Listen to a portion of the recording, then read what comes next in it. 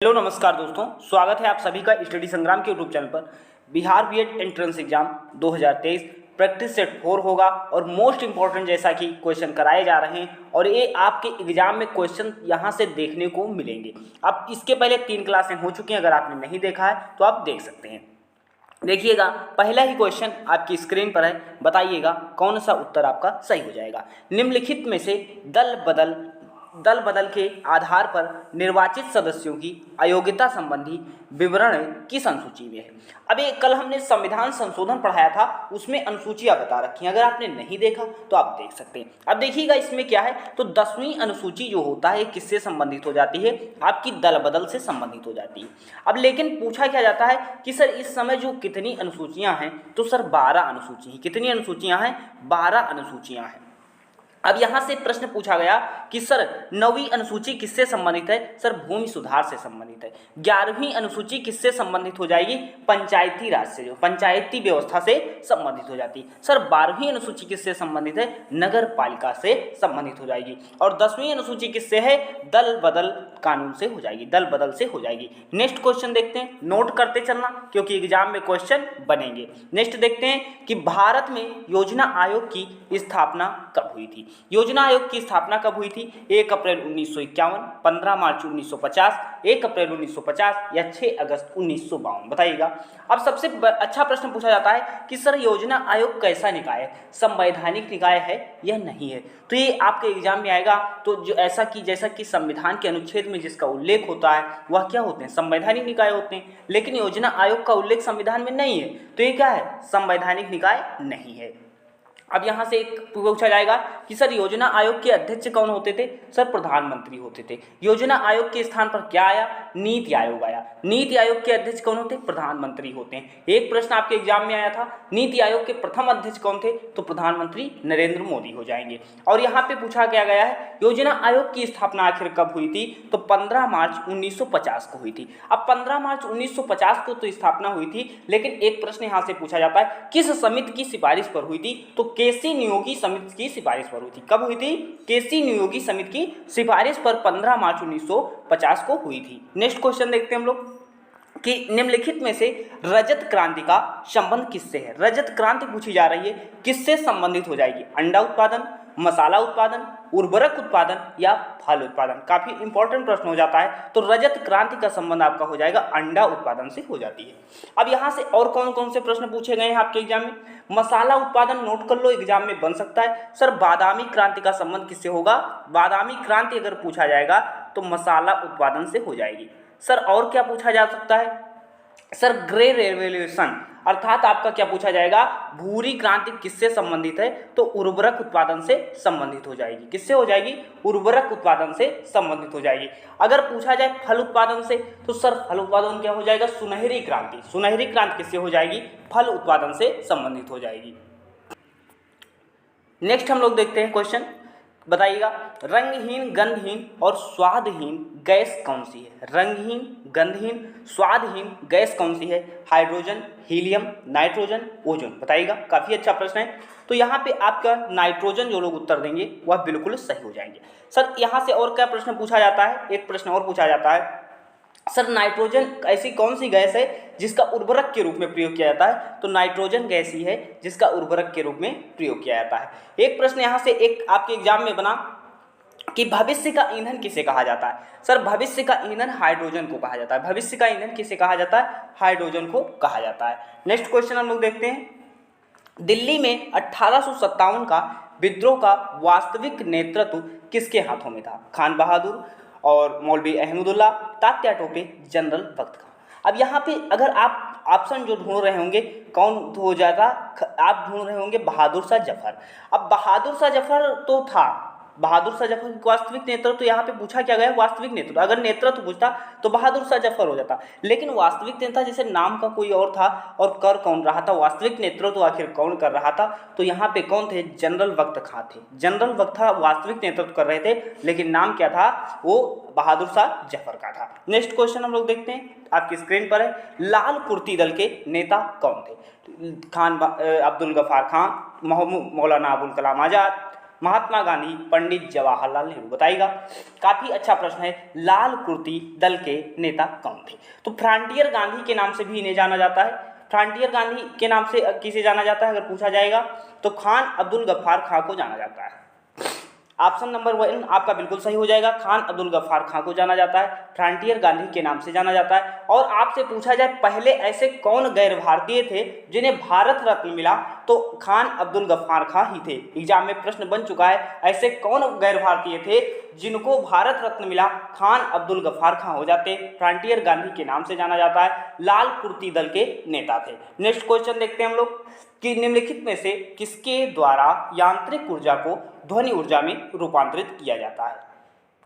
बताइएगा, इसमें कौन सा उत्तर आपका हो जाएगा? Sitar, microphone, loud speaker, guitar. ये तीनों नोट कर लीजिएगा, काफी इंपॉर्टेंट हो जाते हैं। किसके द्वारा यांत्रिक ऊर्जा को ध्वनि ऊर्जा में परिवर्तित किया जाता है? अब यांत्रिक ऊर्जा को ध्वनि ऊर्जा में परिवर्तित किया जाता है सितार के द्वारा। किसके द्वारा? सर सितार के द्वारा। यहाँ से और इम्पोर्टेंट क्या बन सकता है सर माइक्रोफोन का। माइक्रोफोन का जानते हो? अगर नहीं जानते हो लिख लो। सर माइक्रोफोन का क्या होता है? ध्वनि ऊर्जा को विद्युत ऊर्जा में बदलती है। सर ध्वनि ऊर्जा को विद्युत ऊर्जा में बदलने का काम कौन करती है?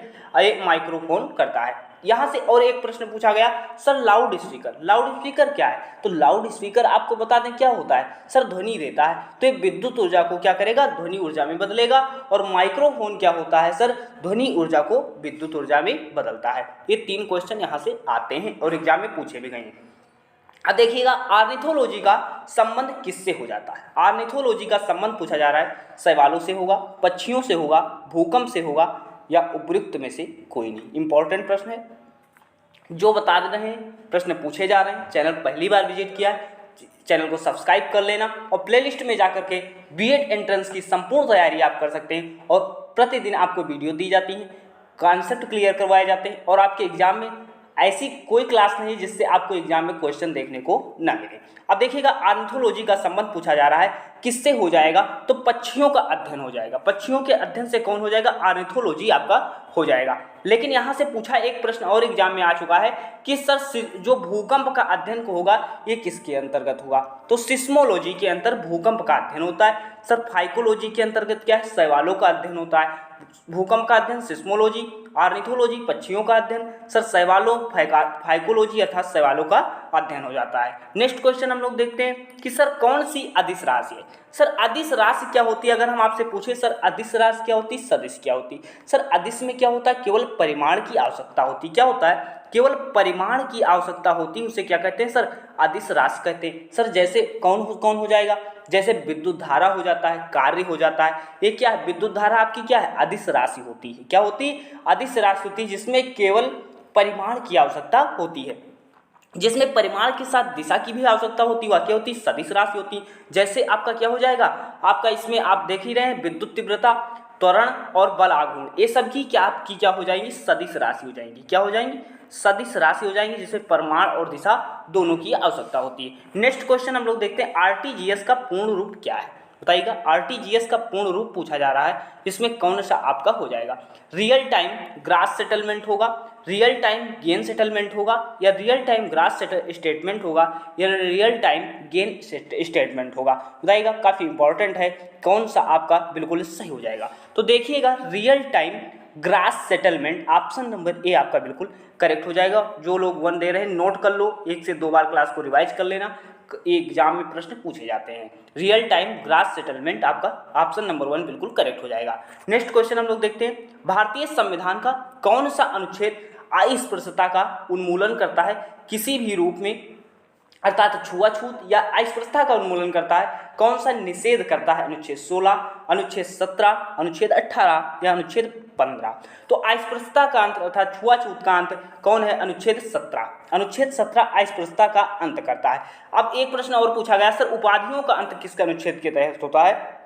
अनुच्छेद 18 के तहत उपाधियों का अंत होता है। एक प्रश्न पूछा, अनुच्छेद 15 पूछा जाता है, वंश जाति लिंग के आधार पर जो होता है कोई भेदभाव नहीं होगा, तो अनुच्छेद 15 कहता है। तो 3 प्रश्न में अस्पृश्यता का अंत सर अनुच्छेद 17, और आपका उपाधियों का अनुच्छेद 18, वंश जाति लिंग के आधार पर भेदभाव नहीं करे गए तो कौन हुए, अनुच्छेद 15 हो जाता है। नेक्स्ट क्वेश्चन हम लोग देखते हैं, आपकी स्क्रीन पर है, बताइएगा कि कंप्यूटर साक्षरता दिवस मनाया जाता है। कंप्यूटर साक्षरता दिवस पूछा जा रहा है कब मनाया जाएगा, 2 नवंबर को, 2 दिसंबर, 2 जनवरी या 2 सितंबर को। काफ़ी इंपॉर्टेंट प्रश्न है। तो कंप्यूटर साक्षरता दिवस कब मनाया जा रहा है, तो 2 दिसंबर को कंप्यूटर साक्षरता दिवस मनाया जाता है। पूछा जाता है फादर ऑफ कंप्यूटर कौन हो जाएंगे, तो चार्ल्स बैबेज हो जाते हैं। कौन हो जाते हैं, चार्ल्स बैबेज आपका बिल्कुल करेक्ट हो जाता है। नेक्स्ट क्वेश्चन हम लोग देखते हैं, सूरत किस नदी के तट पर है, नदी के तट पर, तो सूरत आपका तापी नदी के तट पर हो जाएगा। ऑप्शन नंबर बी आपका बिल्कुल करेक्ट हो जाएगा। नेक्स्ट क्वेश्चन हम लोग देखते हैं, आपकी स्क्रीन पर है,